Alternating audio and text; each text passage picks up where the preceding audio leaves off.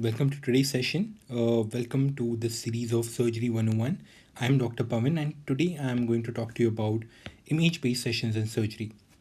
This is an episode 1. Let us begin with this particular session. The first question which I have for you guys is, patient is having a gastric cancer and patient is basically having a lymph node enlargement. So here you can see that there is a patient is having a lymph node enlargement. Now, which is the station of this particular lymph node? Is this station 6, 5, 4 or 7? Now, in this, the answer to this particular question is lymph node station 4. Now, what we'll do is we'll just first look at all the lymph node stations. Let us first quickly look at all the lymph node stations. You have your mandible like this. You have your clavicle. Then you have sternocleidomastoid. In the center, you have hyoid bone.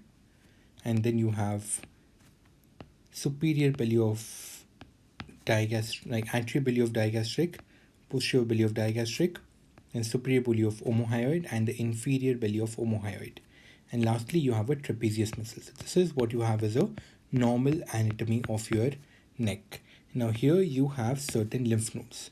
So what are the lymph nodes and where are they present? So we have a lymph node which is present over here. This is 1A. We have a lymph node over here which is 1B. Then you have upper, middle and lower jugular group of lymph nodes, which is lymph node station 2, 3 and 4. We have a lymph node in the posterior triangle, which is lymph node station 5. Then you have a central group of lymph nodes, which is lymph node station 6. And we have a mediastinal lymph node, which is lymph node station 7. So I hope you are able to understand this point. What I'll do, I'll just label these lymph nodes. We have 1A. 1A is submental. We have 1B. 1B is submandibular. Then we have 2, 3 and 4. What is the 2, 3 and 4? This is upper, middle and lower jugular group of lymph nodes. Then we have lymph node station 5, which is in the posterior triangle. We have lymph node station 6, which is central group of lymph nodes, and lymph node station 7, which is mediastinal. So these are the 7 group of lymph nodes. Now what this particular question was saying, that there is a patient who is having a gastric canceroma and then there is a supraclavicular group of lymph node which is enlarged. So what is this sign? The sign which is kind of present over here, this is what is a Trousier's sign. What are you seeing? This is a Trousier's sign, and the lymph node which is kind of enlarged over here, this is what is called as a Virtuous Node. Now the groundwork is laid. What this particular question is trying to ask you, which station does this Virtuous Node belong to? So what you need to understand, this is what is a lymph node station 4. That is your lower jugular.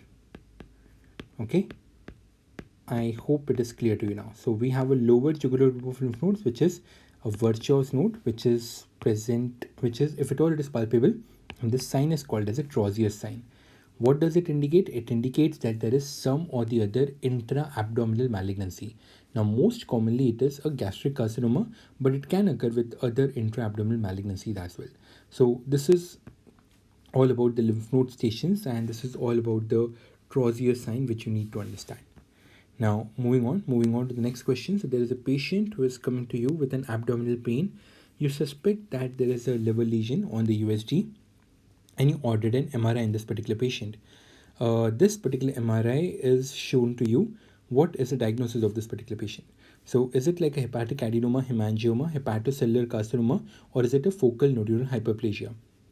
Now what you need to understand, the answer over here is hemangioma. Now why this is an hemangioma? Are you able to appreciate this MRI? So this is a characteristic light bulb appearance. Now why it is a light bulb appearance? As you are able to appreciate, the rest of the things in this particular scan are looking so black, and this is what is your T2 weighted MRI. So on the T2 weighted MRI, this particular lesion is lighting up. So this is what is lighting up like a light bulb, and this is what is a light bulb sign which you're getting in over here. Okay, so light bulb sign, that is a feature of your hemangioma. Okay, it is a feature of your hemangioma. So what we'll do, we'll just kind of discuss hemangioma in detail. Now, let's talk about hemangioma. So hemangioma is basically the most common liver tumor. What is it? It is the most common liver tumor. It is usually asymptomatic. Okay, it is usually asymptomatic, and that is why it is incidentally detected. Okay, that is why it is incidentally detected. Sometimes it may be symptomatic at an Kasabach-Merit syndrome.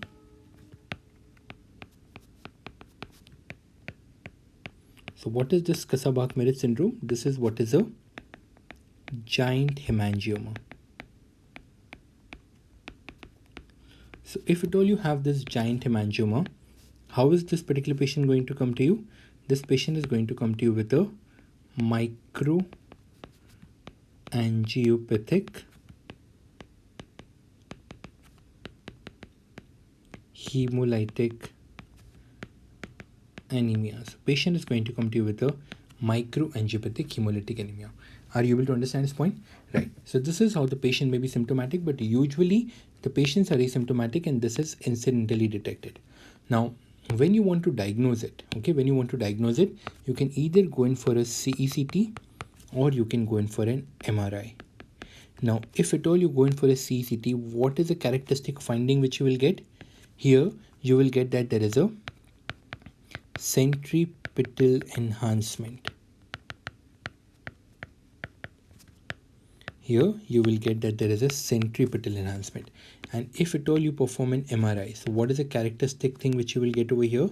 You will get that there is a light bulb appearance. Okay, this is basically on the T2 weighted MRI. Now, if at all they ask you what is an investigation of choice, it is really unfair. Okay, it is really unfair.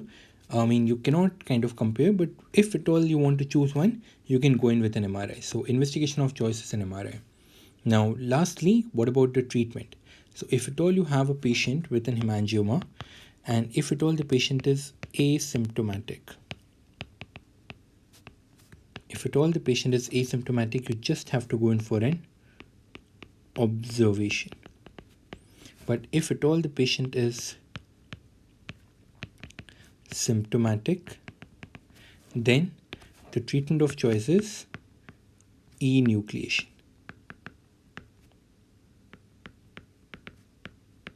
So enucleation is the treatment of choice if at all the patient is symptomatic. And obviously it goes without says that in the hemangioma, your biopsy or FNAC would be absolutely contraindicated. It is a tumor containing the blood vessels, like it is a tumor of the blood vessels. How would you go for a biopsy or FNAC? Not possible, absolutely not possible. It is absolutely contraindicated. So this is all what you need to know regarding the hemangioma. Now, the next question which I have for you guys, there is a patient who some kind of a drain has been shown in this particular patient. So what is this kind of a drain? Now, it is a repeat question for recently asked in your AIMS. So if at all you don't know this, please do get the knack of it. It is a JP drain. Okay, so it is what is called as a Jackson-Pratt drain. What is this? This is what is your Jackson-Pratt drain.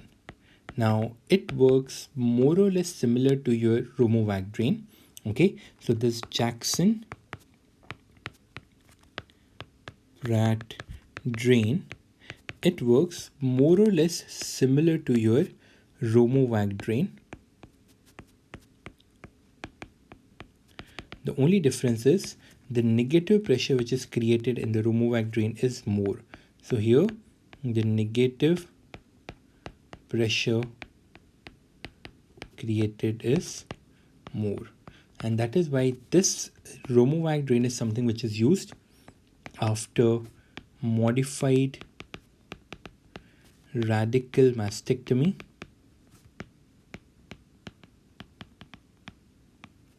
to drain the seroma. Okay, so this is something which is used after modified radical mastectomy in order to drain the seroma. Okay, so this is what you need to understand regarding the Jackson-Pratt drain. Now, the next question which I have for you guys is, what is the diagnosis in this particular patient? So is it like a urethral stricture, ureterocele, bladder stone, or a ureteric calculi? Now, have a look at this. What is this? This is an IVP, intravenous pyelogram. And what I'm trying to ask you, what is this particular lesion? So this is a ureterocele.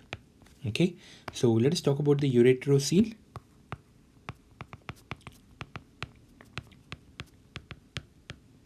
So what is a ureterocele?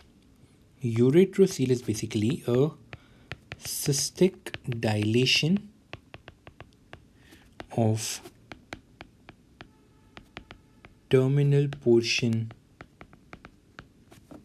of ureter.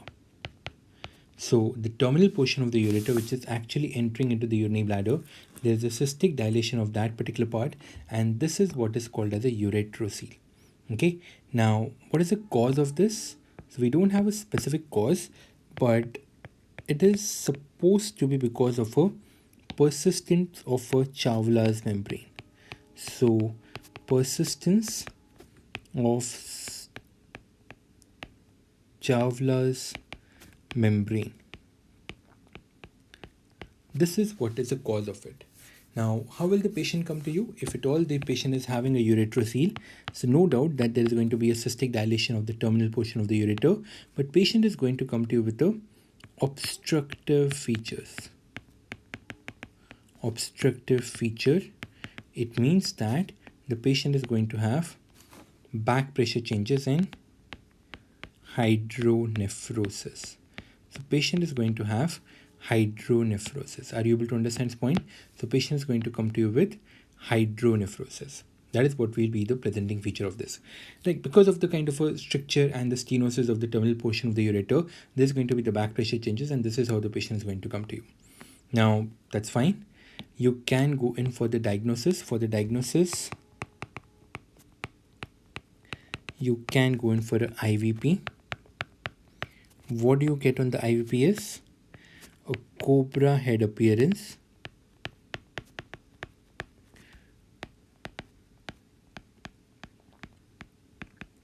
or an adder head appearance. It's one and the same thing. Okay, so cobra head or an adder head appearance is one and the same thing, which you basically get on the IV view, like intravenous pyelogram in these particular patients, right? So this is more or less regarding the ureterocele. Another point, if you want to remember, you can remember that ureterocele in 70% of the patients, it is associated with an ectopic ureter. But it is not mandatory. It may be present in the absence of an ectopic ureter as well. So in 30% of the cases, it is an isolated finding, but in 70% of the patients, it is associated with an ectopic ureter, which is actually a constituent of a duplication of the ureteric system, right? So this is all you need to know regarding the ureterocele. Let's move and let's talk about the next question. So here you have a patient and you performed some USG. And what I'm trying to ask you, what is the diagnosis? Now, this is very, very simple. Obviously, the diagnosis of this particular patient is a gallbladder stone. Now, we have been listening it for quite a lot of time. Like, we always talk about this. So, USG, how does USG help? USG help us in distinguishing between the solid versus the cystic lesions. Okay, we talk about this always, right? So, what is the characteristic finding if at all you have a solid lesion? A solid lesion is going to produce something which is called as a posterior acoustic shadowing. A solid region is going to produce a posterior acoustic shadowing. What about the cystic lesion? A cystic lesion is going to produce posterior acoustic enhancement. So here it's going to be in posterior acoustic enhancement, here it's going to be a posterior acoustic shadowing. Now if we go to this particular image, what are you able to appreciate? I hope you are able to appreciate that there is a lesion in the gallbladder, and posterior to it, I hope you are able to appreciate a shadowing. So this is what is a posterior acoustic shadowing which we are getting, and this is how we get the diagnosis of a gallbladder stone. I hope you get. So this is how you get a diagnosis of a gallbladder stone. Now, okay, let's talk a couple of things about the gallbladder stone. So if at all there is an incidentally detected gallbladder stone without any symptoms, so let's say if at all there is an incidentally detected gallbladder stone with no symptoms, what is the treatment of this? The treatment is you have to go in for an observation. You do not do anything, okay? So just observation, that's it. No symptoms, no treatment. But there are few conditions where you have to go in for a prophylactic cholecystectomy.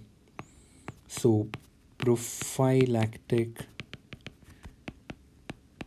cholecystectomy is done in few patients. So what are the kind of conditions where you can go in, where you have to go in for a prophylactic cholecystectomy? So if at all there is a gallbladder stone which is more than 2.5 centimeter in size, if at all there is a gallbladder polyp which is more than 1 centimeter in size, if at all there is a gallbladder stone which is occurring along with the gallbladder polyp, it doesn't matter what the size of the stone is. If at all there is porcelain gallbladder, now what is this porcelain gallbladder? It means that there is a calcification of the wall of the gallbladder. So there is a calcification of the wall of gallbladder. This is what is called as a porcelain gallbladder. Then if at all, let's say there is a typhoid carrier while performing a transplantation and while performing a bariatric surgery. So these are the indications, okay. And at the same time, if at all, let's say there is a hemolytic disorder, some kind of an hemolytic disorder, so like congenital hemolytic disorder, thalassemia and all. So all these are the indications of performing a prophylactic cholecystectomy. So I hope you understand this. This is a very, very important list. Please go through this, okay? So prophylactic cholecystectomy, gallbladder stones more than 2.5 centimeters, polyps more than 1 centimeter. Why? Because these are kind of a risk factor for carcinoma. Actually, all of these are the risk factors for the carcinoma. Okay, so that's all about the basics of the gallstone. Now let's move on to the next question. So there is a patient who has been brought to you and the casualty when he experienced an instant loss of erection while having a sexual intercourse and heard a snapping sound. Now this is a characteristic history. So here what is happening, the patient was maybe having a sexual intercourse, and during the sexual intercourse the patient hears a snapping sound, and followed by this there is an instant loss of erection. So what is the diagnosis of this particular patient? This is what the image which you're basically seeing. So the answer over here is it is a penile fracture. Okay, what is it? It is a penile fracture. So let me just talk to you about this penile fracture and all. So first let us talk about the basic anatomy. So what do we have? We have the two corpora cavernosa. So we have a two corpora cavernosa. I'll just draw it again. So yeah, we have a two corpora cavernosa, and then we have one corpora spongiosum. Inside the corpora spongiosum, you have the urethra. Now, there is a layer which is surrounding the two corpora cavernosa. This is tunica albuginea. And then there is a layer which is surrounding all these three together. This is what is a buccal fascia. Okay, so this green colored is your buccal fascia. Then you have your tunica albuginea. These are the two corpora cavernosum. This is what is spongios. So this is the basic anatomy. Now, what is happening in the penile fracture? If at all there is a penile fracture, what is happening? In the penile fracture, there is breach of tunica albuginea. So tunica albuginea is kind of losing its continuity, it is kind of broken, and because of this, obviously whatever the blood is there in the corpora cavernosa is going to go out, and because of this there is going to be loss of erection. So there is basically a breach in the tunica albuginea. That is what you call it as a penile fracture. Now, very important point which you need to understand is that if at all the Buck's fascia is intact, okay, is intact in the penile fracture, if at all the Buck's fascia is intact in the penile fracture, we get a characteristic eggplant deformity. Eggplant deformity, but you get this only if at all the Buck's fascia is kind of intact. Now, this is what is a characteristic eggplant, which is also referred to as a brinjal shaped deformity. Now, this is an important image which was recently asked in your JIPMER exam. So please go through this. This is an important point. Okay. So yeah, we talked about the penile fracture, that is your brinjal shaped whatever. Right. Now, there is a patient who has been ingested acid around 1 year back, and now the patient comes to you with a severe dysphagia. What is the best conduit to replace the esophagus? Now let's take this particular question one by one. So there's a patient who ingested an acid, and he did it around 1 year back, and now the patient is going to come to you like this. So I hope you are able to appreciate this is such a long stricture. There is a long stricture over here. Okay, so there is a long stricture. If at all there is such a long stricture, how will you manage it? Okay, so if at all there is a long stricture, the patient is having severe dysphagia. Sometimes it is so severe that the patients may not be able to swallow even the saliva. So if at all there is such a long stricture with a severe dysphagia, what you need to understand is that you have to go in for an esophagectomy. You have to go in for an esophagectomy.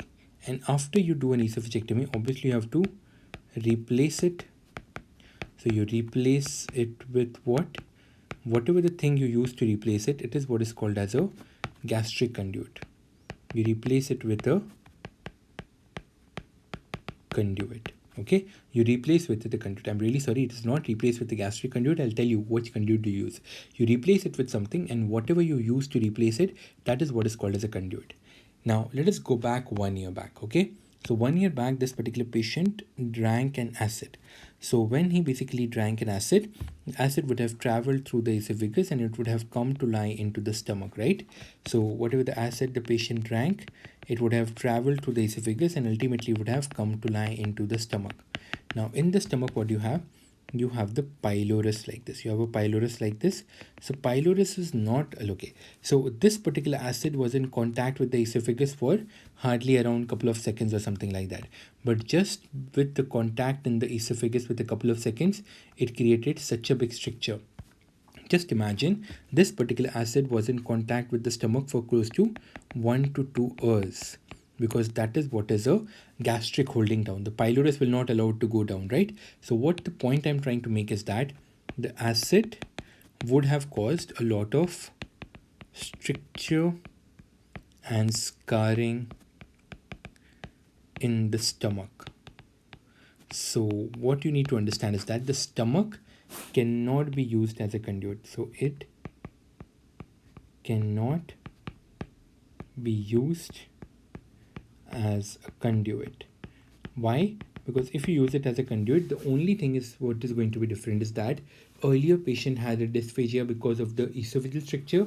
Now maybe a stricture and the scarred stomach will be the cause of the dysphagia, but the symptoms will more or less persist.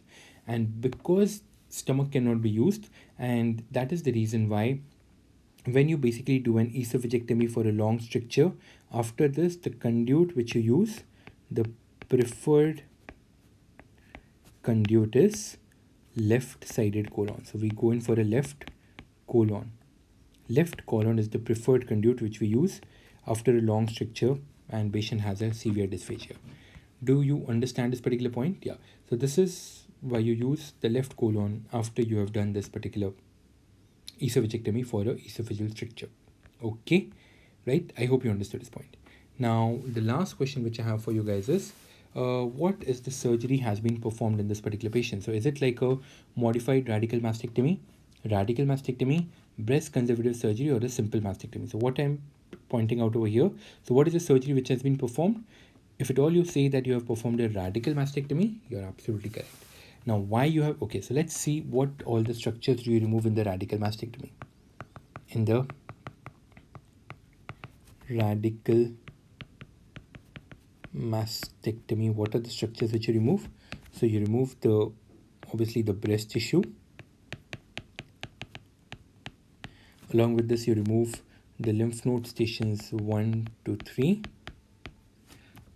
Along with this, we remove the, obviously the nipple areola complex.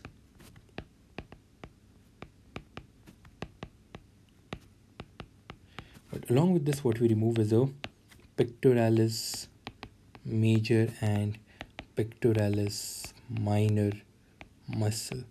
So pectoralis major and pectoralis minor muscle is also removed in here. And because you're removing the pectoralis major and minor also, here, as you can see, the ribs are visible. The ribs are visible after you have done a kind of a radical mastectomy. And that is why it is a radical mastectomy. I hope you are able to understand this point. Because you remove the pectoralis major and the minor muscle, because of this, the ribs are visible, and that is why you have to go in for a radical mastectomy. I mean, this is what has been done over here. Okay, so I hope you understood this particular point. What I'll do, I'll quickly summarize whatever we have talked in this particular session so that you will have a good hang of it. Just give me like a couple of minutes more. So yeah, so we started by talking about the first question. We said that, you know what is this particular lymph node? So it is a lymph node station 4, which is basically your lower jugular lymph node. And this is what is a feature of your Trozius sign, in which there is a supraclavicular lymph node enlargement due to an intra-abdominal malignancy. Most commonly, the malignancy is a gastric carcinoma. Then we talked about this particular lesion, which is giving you a characteristic light bulb appearance on the T2-weighted MRI, and the diagnosis was an hemangioma. We said that most of the patients are kind of asymptomatic, but if at all the patient is having a giant hemangioma, so it is a Kasabach-Maritzsch syndrome, and here you may have a microangiopathic hemolytic anemia. Now, biopsy FNAC is obviously contraindicated. If you perform a CCT, you will get a centripetal enhancement, but investigation of choice is an MRI, which basically shows a light bulb appearance. If at all the patient is asymptomatic, just go in for an observation. If at all the patient is symptomatic, go in for an enucleation. This is a drain, which you definitely should remember. It was recently asked in AIMS, that is your Jackson-Pratt drain. Then we have IVU, which is basically trying to show you a ureterocele. What is ureterocele? That is a cystic dilation of a terminal portion of a duct. Because of this kind of hampering of a drainage of the urine, and because of this, you might have hydronephrosis. Important point is, on the IVU or IVP, you get a cobra head appearance or an adder head appearance. Then we have a patient with a gallbladder stone, and this is a characteristic USG. What are you seeing over here is a posterior acoustic shadowing. Now, if at all you get a posterior acoustic shadowing, it is most probably a solid lesion, and in the cystic lesions you find a posterior acoustic enhancement, and that is how your USG helps in distinguishing between the solid and the cystic lesion. Now, if at all there is an asymptomatic gallstone, you just go in for an observation. But there are few conditions where you have to go in for a prophylactic cholecystectomy. What are these? If at all the gallstone is more than 2.5 centimeters, gallbladder polyp is there, which is more than 1 centimeter. If at all there is a combination of a gallstone along with the gallbladder polyp, if at all there is a porcelain gallbladder, if at all there is a typhoid carrier, transplantation, or the bariatric surgery, you have to go in for a prophylactic cholecystectomy. Then we saw that a characteristic history, a patient was having a sexual intercourse, heard a snapping sound, sudden loss of erection. What is the diagnosis? Penile fracture. What exactly is happening in the penile fracture? So there is a break in the tunica albuginea. Because of this, the corpora cavernosa can no longer retain the blood, and that is why the erection cannot be maintained. And the characteristic feature is, if at all the Buck's fascia is intact, you get a eggplant deformity. Eggplant deformity if at all the Buck's fascia is intact. Then we saw that there is a patient who is coming to you 1 year after ingesting the acid. At this point of time, the patient is having a very severe dysphagia and patient has a very long esophageal stricture. You can obviously go in for a esophagectomy, but after esophagectomy, you have to replace it with something which is basically called as a conduit.